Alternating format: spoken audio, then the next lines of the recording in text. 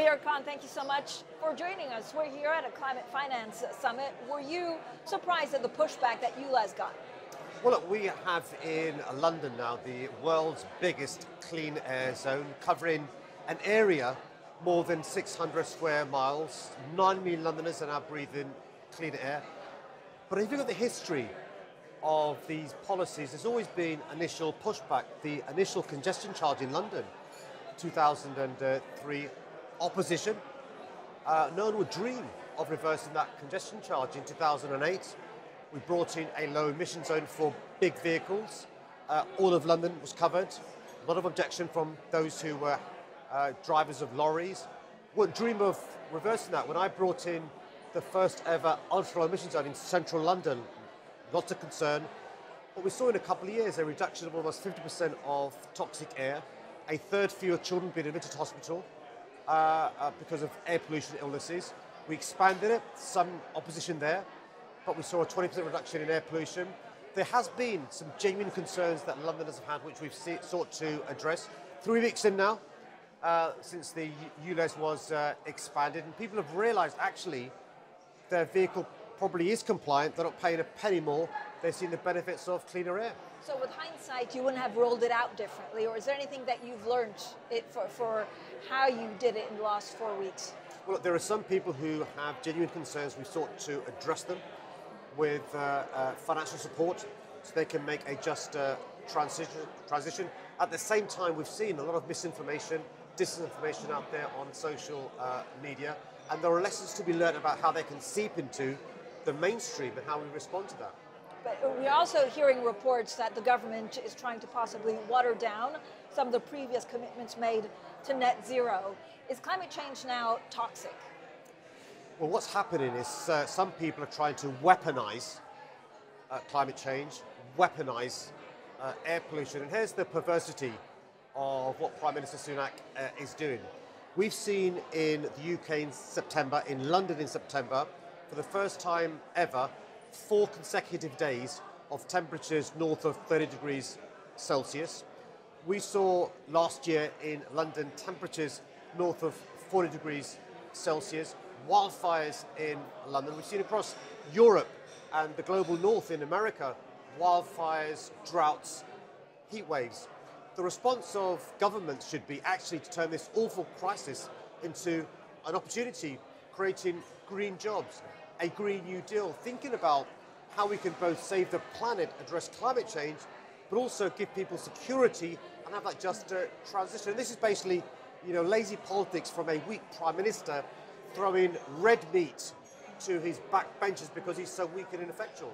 But do you think you could have been better supported by Keir Starmer with ULEZ? Well, I recognise that we've got to make sure we take people with us. I recognise we've got to address people's concerns. But from Keir Starmer and the Labour Party, what I would hope to see, and we are seeing, is plans to address the climate emergency. You've got an announcement from the Shadow Finance Secretary, Rachel Reeves, saying, you know what, in the first term of a Labour government, we'll be investing to the tune of £28 billion a year, which is in proportionate terms akin to, if not more, than President Biden's Inflation Reduction Act. But Mayor, is it fair to say that you could have gotten more support by Keir Starmer on ULEZ and also in the by-elections, and you haven't because it's now a political hot potato? Well, what happened was the by-election in Uxbridge and Ruislip took place a few weeks before the ULEZ was expanded. People had genuine concerns, which we were addressing. At the same time, people were playing on that as well. Listen, Keir and I are close friends. We've known each other for more than 25 years. The only thing we disagree about is I support a great soccer team, great football team, Liverpool. He supports a rubbish one, Arsenal. Okay, but apart from football, what kind of advice would you give him to win the general election? No, I don't give Keir advice. What I do is I'm a friend to Keir, but also an example of what a Labour politician winning, the difference we can make, being pro-business, supporting businesses to flourish and thrive, being pro-enterprise, being pro-fighting climate emergency, being pro-clean air, building record numbers of affordable homes, making sure we invest in public transport and young people. And what I want people to see across the country is that's the difference Labour winning can make, compared and contrast to a Conservative government where there's been economic mismanagement. Liz Truss's awful mini budget last year, but also a weak and ineffectual Conservative leader. What can Labour now do to be closer to businesses? There has been a campaign to actually get them on board. I think the latest polls show that they'd be pretty happy with the Labour government. What would you do more? Well, there's two things that people want to see from good leaders. One is addressing social injustices, but also economic competence, supporting businesses, being proud to support businesses, being pro-business. One of the things that we've got to have the humility as politicians to accept is, we don't create the jobs, the wealth, the prosperity. Very often we think we do, but we don't. We can create the environment where businesses flourish and thrive, and work with businesses to be well-paid jobs, to work with businesses to make sure they invest in young people, to work with businesses to train up people to have the skills for the jobs being created. My nervousness about the Labour Party is our reputation in the recent past has been we're anti-growth, we're anti-prosperity. What Keir Starmer, Rachel Reeves, their teams have done is to reassure businesses by listening to them that we are pro-business. We're back at business as a result. Mayor, should London have gotten the ARM IPO, and was it a kick in the teeth not to have done so? I'm sorry to hear you. The ARM IPO. Well, listen, the great thing about London is our underlying strengths are still there. We even post-Brexit, we are still a city that has got all the things that businesses need to invest in London, to expand in London, and to run in London. Mayor, what are you most excited about in the climate space? So is it green bond issuance? Can London financial as a centre actually become a hub for green finance and green issuance? We started our conversation by you talking about the ultra-emission zone, the world's biggest clean air zone. There are so many exciting things happening in London. We have the largest amount of electric buses in the Western world, the largest amount of rapid charging points in in Western Europe, I beg your pardon.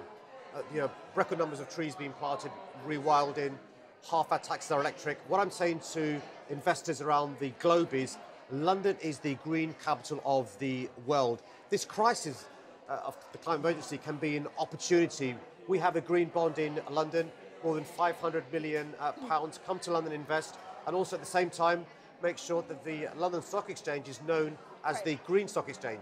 But Mayor, can London do that by itself if you have a government that doesn't really believe in its own pledges in the transition? I say this with utmost humility and no complacency. This government is only here for a short time. In the near future, when there's a general election, as soon as it's called, I'm hoping the British public gives Labour a chance to be in government. And one of the things that Keir Starmer has done this week, another good thing he's done is to set out a direction of travel that with a Labour government there'll be closer alignment with the European Union. And so what I say to people nervous about this ineffective Conservative government is their lifespan is very short. They'll be out of power very soon. Mayor, thank you so much for your time. It's always a pleasure.